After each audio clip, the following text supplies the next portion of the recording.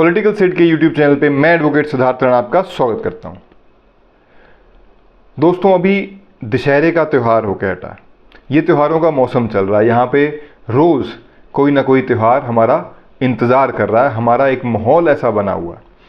इसी विजयदशमी के उत्सव पर, एक त्यौहार पर, एक और बड़ी अच्छी प्रथा जो लगभग 100 साल पहले शुरू हुई थी, मैं आज जिक्र कर रहा हूँ साथियों आरएसएस का।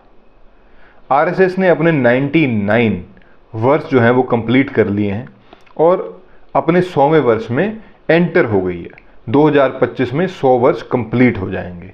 एक ऐसा संगठन जो निस्वार्थ भाव से कितने उतार चढ़ाव जिन्होंने देखे, कितनी बार जिनको बैन किया गया, कितनी बार प्रतिबंध लगाया गया, किस प्रकार से कभी मान दिया गया, कभी बेइज्जती भी करी गई, कैसे कैसे उतार चढ़ाव देखकर जिस एक संस्था ने अपनी जड़ें इतनी मजबूत कर ली कि जिसके करके आज पूरे विश्व में सबसे बड़ा अगर संगठन कहें तो वो राष्ट्रीय स्वयंसेवक संघ है। मैं आज साथियों संघ की विशेषताओं के ऊपर बात करने के लिए ये वीडियो नहीं बना रहा। मैं ये वीडियो बना रहा हूँ कि विजयदशमी के जो एक अवसर पर, एक त्यौहार पर, एक परंपरा है कि दशहरे के दिन अपना जो शस्त्र पूजन का एक कार्यक्रम होता है, क्योंकि इसी दिन संघ की शुरुआत हुई थी, संघ बना था। तो उस दिन जो एक बहुत बड़े, आप यूँ कहें महापुरुष कह लीजिए, या बहुत बड़े ज्ञानी विद्वान, एक संघर्ष से निकले व्यक्ति डॉक्टर मोहन भागवत जी ने, जो सरसंघ चालक हैं इस टाइम, उन्होंने जो अपना बात रखी है, मैं उस बात के विषय में आज आपके बीच में कुछ उनके जो की पॉइंट्स उन्होंने डिस्कस करे, जो आने वाले समाज को लेकर। देखो, आरएसएस जब भी बात करती है तो वो समाज की, व्यक्ति निर्माण की, समाज निर्माण की, समाज सुधार की बात करती है। तो उसमें से कुछ एक की पॉइंट्स मैं आपके साथ इस वीडियो के माध्यम से आज चर्चा करना चाहता हूँ। आशा है कि आपको पसंद आएगी। साथियों, सबसे पहले मोहन भागवत जी ने अपनी जो एक उद्बोधन है उसमें कहा कि हम सब जो हैं वो आज के टाइम में टेक्नोलॉजी जो है वो बहुत ज़्यादा हावी हो चुकी है, और उस टेक्नोलॉजी ने जो पॉजिटिव पॉइंट है वो ये है कि हम जो हैं बहुत ज़्यादा कंफर्टेबल सिचुएशन में आ गए, हम कंफर्ट जोन में आ गए। लेकिन उसी टेक्नोलॉजी के चलते स्वार्थ भी बढ़ गए हैं। कुछ स्वार्थ निजी स्वार्थ हैं, कुछ ग्लोबल एजेंडे के स्वार्थ हैं। जैसे हमास और इजराइल की जो लड़ाई हो रही है, वो लड़ाई कितने लंबे तक चले, उधर यूक्रेन और रशिया की जो लड़ाई हो रही है, ये क्या है? ये टेक्नोलॉजी को बेचने का, या अमेरिका द्वारा आप यूँ कहें कि किस प्रकार से उनकी जो शस्त्र हैं, उनके जो वेपन्स हैं, उनको किस प्रकार से फ्लड किया जाए किसी कंट्री में कि शांति की जो स्थिति है वो ना बन पाए। ऐसे उदाहरण के तौर पे मैं बता रहा हूँ कि ऐसे ऐसे जो पर्सनल एजेंडे सेट किए जाते हैं, उसका भी एक बहुत बड़ा ये करंट जो युग चल रहा है, जिसके करके किसी का नुकसान हो, किसी का फ़ायदा हो, लेकिन जो स्वार्थी व्यक्ति है उसे उससे कुछ नहीं लेना।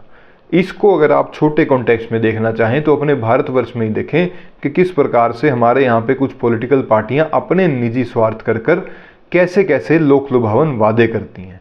उन्हें कोई उस वादों से लेना देना नहीं, उन्हें तो है बस सत्ता में बैठ के अपने कंफर्ट जोन में आना, एक मलाई जो इसे कहते हैं उस मलाई की चादर को ओढ़ लेना, उस मलाई को बैठकर खाना। ऐसी एक करंट सिचुएशन में वो आना चाहते हैं, इसलिए अलग अलग वादे करते हैं। फिर हम बात करते हैं साथियों जो बांग्लादेश में हुआ। बांग्लादेश में इतना हादसा जो एक बड़ा हुआ, वहाँ पे सरकार का तख्ता पलट हो गया, लेकिन उसका मूल कारण क्या था? मूल कारण वही था जो आजकल बहुत ज़्यादा ट्रेंडिंग में है कि अगर आप एक साथ नहीं रहोगे तो इसी प्रकार से आपको हार का सामना, दर्द का सामना और अन्य प्रताड़नाओं का सामना करना पड़ सकता है। तो एक बहुत बड़ा मैसेज सरसंघ चालक ने इस बार विजयदशमी के उत्सव में कहा कि भाई, बांग्लादेश वाला हाल अगर नहीं करना तो एकजुट रहो। ये एकजुटता समाज के लिए है, किसी एक समाज के लिए नहीं है। ये उस सभी राष्ट्रवादी सोच रखने वाले व्यक्तियों के लिए जो भारत को बढ़ते देखना चाहते हैं। फिर हम बात करें कि कुछ आज के टाइम पे ऐसे धारणाएं चल रही हैं जिसे हम डीप स्टेट का नाम देते हैं। वो एक ऐसी स्टेट है जो ये कहती है कि किसी भी विचारधारा में बिलीव ना करो, किसी भी धर्म में बिलीव ना करो, किसी भी जो आपकी एक यूं कहें कि धरोहर है, जिसके करके पूरा विश्व भारत के पीछे है, भारत को सोने की चिड़िया कहा जाता है, ऐसी एक धरोहर को आप मानने से इनकार कर दो। इसके पीछे भी एक कल्चरल जो मार्क्सिज्म आप इसको कह सकते हो, वो बहुत बड़े एजेंडे पे काम कर रहा है। हमें इससे भी अपने आप को और अपने आने वाली पीढ़ियों को बचा के रखना है कि हमारी जो धरोहर है, सांस्कृतिक जो धरोहर है, उसे हम बचा के रखें। फिर हम बात करते हैं कि आज के टाइम में हम देख रहे हैं कि कोई शोभा यात्रा निकल रही है, कोई गणपति विसर्जन निकल रहा है या अन्य कोई कार्यक्रम निकल रहा है, तो उनको टारगेटेड किस प्रकार से उनके ऊपर पथराव किया जाता है, किस प्रकार से वहाँ पे हंगामा किया जाता है और उसको एक जिहाद का नाम दिया जाता है। लेकिन ये जो है, ये अंबेडकर जी भी इसको जो नाम दे गए थे वो था ग्रामर ऑफ अनार्की, कि एक पूरा माहौल, एक समाज को टारगेट करके आप पूरे देश का माहौल किस प्रकार से खराब कर सकते हो। एक अनार्की की जो सिचुएशन है, एकदम पत्थर किसी की छत पे नहीं आते, किस प्रकार से वो एजेंडा सेट किया जाता है, उसे एग्जीक्यूट किया जाता है। तो ये सारी चीज़ें जो हैं, ये बहुत ही महत्वपूर्ण है भारत के आगे आने वाले टाइम के विकास के लिए, आगे आने वाले टाइम के रूपरेखा, भारत किस प्रकार से विश्व में अपनी उपस्थिति दर्ज करा रहा है, उसको इसी प्रकार से बढ़ने दिया जाए, उसके लिए ये सारी चीज़ें ध्यान में रखनी बहुत ज़रूरी है, जो सरसंघचालक जी ने बताई हैं। फिर बात करते हैं एनवायरनमेंट की। एनवायरनमेंट आपने देखा होगा आज के टाइम में बड़ा ही हॉट टॉपिक है, हॉट सेलिंग टॉपिक है, लेकिन क्या वास्तव में हम इसकी चिंता करते हैं और ये कितना महत्वपूर्ण है? कभी भी मन में एक बार इसका विषय का ध्यान करते हैं? जहाँ पे पेड़ होता है वहाँ पे बैठना पसंद करते हैं, लेकिन क्या हम उस पेड़ की सेवा करना पसंद करते हैं? तो इस विषय पे भी उन्होंने ध्यान दिलाया कि एनवायरनमेंट जो है ये बहुत महत्वपूर्ण विषय है। ये कोई सिर्फ एक दिन का या एक मौसम का टाइम का काम नहीं है, ये निरंतर चलने वाला 365 दिन, ये हमारी 140 करोड़ नागरिकों की जिम्मेवारी है। वातावरण को किस प्रकार से बचाया जाए, किस प्रकार से ठीक करा जाए। फिर हम बात करते हैं फैमिली वैल्यूज़ की। ये एक ऐसी चीज़ है साथियों जो भारत में बहुत लंबे टाइम से हमने देखी है, किस प्रकार से परिवार का एक जो नेटवर्क है, दुख में सुख में कैसे वो काम करता आया। लेकिन अब कुछ वेस्टर्न हलचल जो हुई है, इतने लंबे टाइम हम गुलाम रहे, उसके बाद आप ये मान के चले वेस्टर्न प्रभाव जो हमारे ऊपर पड़ा है, उससे ये फैमिली वैल्यूज़ बहुत ज़्यादा हिल गई हैं, कम हो गई हैं। तो उसके ऊपर भी हमें चिंता करनी चाहिए कि वो जो फैमिली वैल्यूज़ हमारे इतिहास की हैं वो कितनी ज़्यादा ज़रूरी हैं।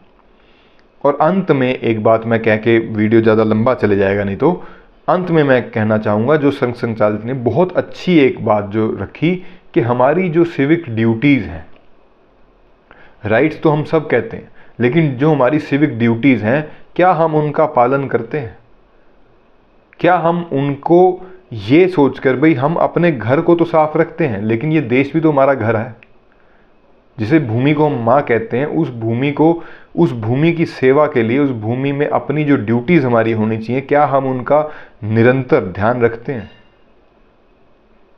तो इस प्रकार से विजयदशमी के उत्सव में जो प्रोग्राम के अंदर सरसंघचालक जी ने बहुत अच्छे विषयों पर डिटेल में समझाया। मैं तो एक छोटी 5-10 मिनट की वीडियो आपके बीच में लाना चाहता हूँ, ताकि हमारा ध्यान जो है अपने राष्ट्र के निर्माण की तरफ, हमारे दिल में, हम अपना निर्माण तो कर ही रहे हैं, रोज अपने लिए कुछ ना कुछ भाग दौड़ हर एक आदमी कर रहा है, लेकिन अपने राष्ट्र के लिए, अपने समाज के लिए और पूरे विश्व के लिए हम भी कुछ अपना योगदान दें, यही मेरा आपसे निवेदन है।